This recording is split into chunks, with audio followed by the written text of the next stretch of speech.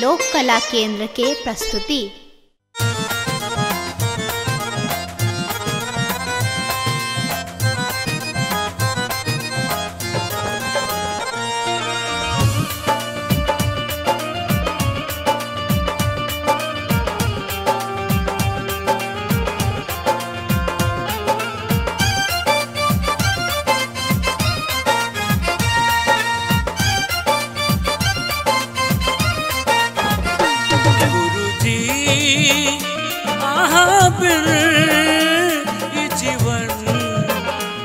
अनार हमर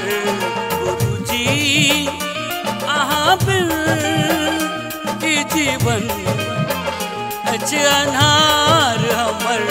राह बेटे न जायब कौन डगर राह बेटे न जायब कौन नगर गुरुजी अहाँ बिन ई जीवन अनार हमर गुरुजी अहाँ बिन ई जीवन अनार हमर गुरुजी।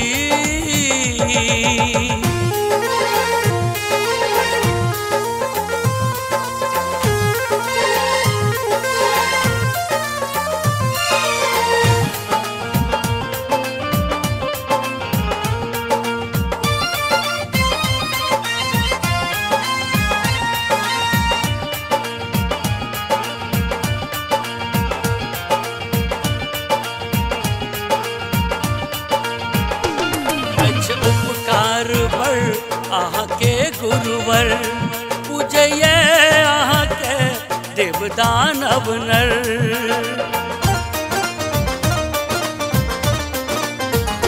ऐसे उपकार बर अहाँ के गुरुवर पूजय अहाँ के देवदान अवनर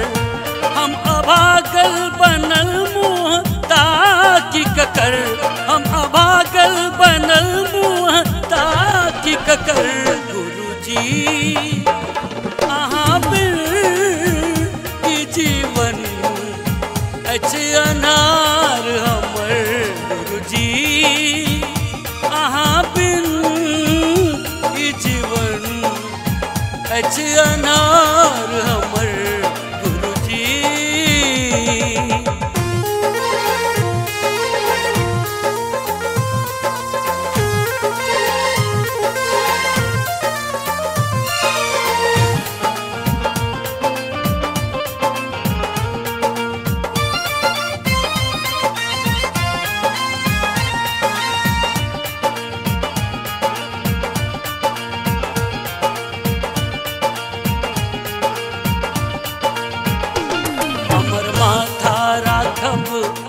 हाथ गुरुजी पर संसार है तय हमर बात गुरुजी हमर माथा राखब अहाँ हाथ गुरुजी पर संसार है तय हमर बात गुरुजी अच भावना अहाँ के शरण में पड़ल अच भावना अहाँ के शरण में पड़ल गुरुजी अहाँ बिन ई जीवन अनार हमर गुरुजी अहाँ बिन ई जीवन अनार